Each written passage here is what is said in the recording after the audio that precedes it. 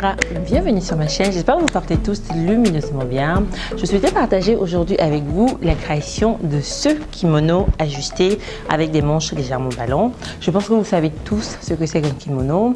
Un kimono à la base, c'est cette longue tunique japonaise ouverte sur le devant et dotée de manches larges qui a beaucoup été repris et intégré nos garde-robes pour en faire une pièce classique. J'aime beaucoup porter le kimono, j'en ai déjà créé quelques versions longues et courtes. Et si vous me suivez déjà sur les réseaux sociaux, vous avez déjà vu une de ces versions-là. Donc c'est un vêtement que je trouve très pratique et très versatile. Et donc en fonction des matières et des imprimés que vous choisissez, qui peut donner différents looks. J'ai eu envie de revisiter cette pièce essentielle qu'est le kimono en lui donnant quelques attributs actuels comme des manches ballons par exemple. Et j'ai ajusté le modèle à la taille pour ce rendu moins oversize et un peu plus élégant et près du corps. J'ai également ajouté quelques fentes sur les côtés pour lui donner un peu plus d'ampleur et de mouvement. J'ai également cousu une ceinture à nouer à la taille qui rend le modèle un peu plus pratique et versatile.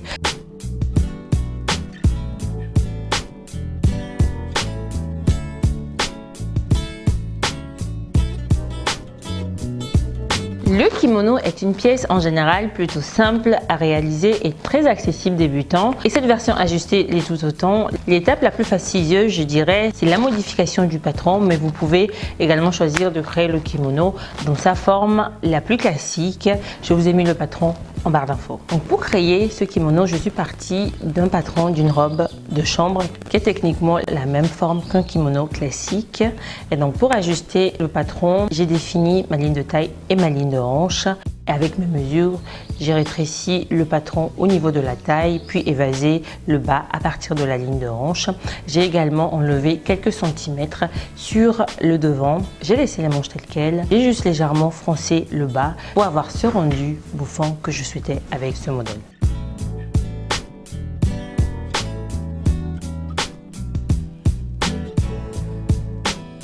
Une fois le patron modifié, je découpe dans mon tissu un morceau doublé pour le dos, dont 2 morceaux pour le devant. Je découpe également 2 grandes bandes cousues sur le milieu pour les 2 pièces devant. J'ai découpé également 2 pièces de manches ainsi que 2 bandes pour la ceinture et 2 petites bandes pour les liens à nouer à la taille. Donc j'assemble ensuite endroit contre endroit les morceaux devant et dos en prenant soin de bien m'arrêter au niveau des fentes.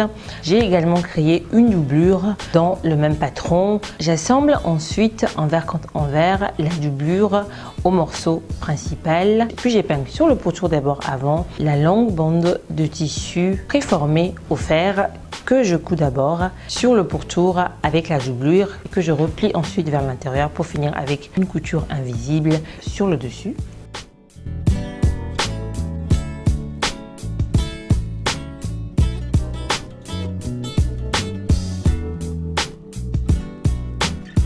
Pour définition plus propre et plus esthétique, je rabats et couds d'abord le bas de la bande avant de finir de le poser sur le kimono. Je fronce ensuite les manches d'abord à ce niveau pour arriver à la même valeur à peu près que la manche du kimono.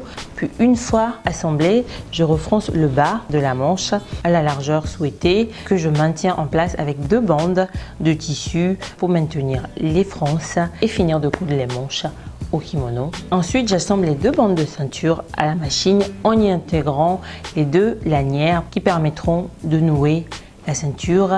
Je couds ensuite la ceinture sur le kimono au niveau de la taille. Je fais un ourlet sur la doublure à l'intérieur des manches pour finir la création de mon kimono. Ce kimono ajusté est très versatile et très actuel avec les manches bouffantes.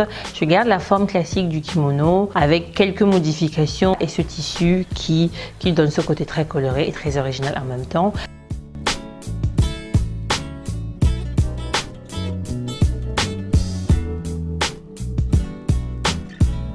Donc ce kimono est vraiment idéal et parfait pour les beaux jours. C'est une pièce que je vais vraiment beaucoup porter cet été et que je trouve vraiment chouette. Je suis plutôt contente du résultat.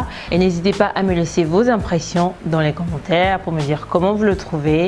Et si vous le réalisez, n'hésitez pas à me taguer également. Ça me fera plaisir de voir vos réalisations.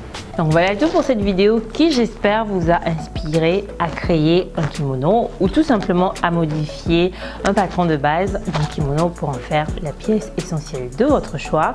Moi, je vous retrouve très vite pour d'autres vidéos inspirantes à venir par ici. Et d'ici là, restez créatifs.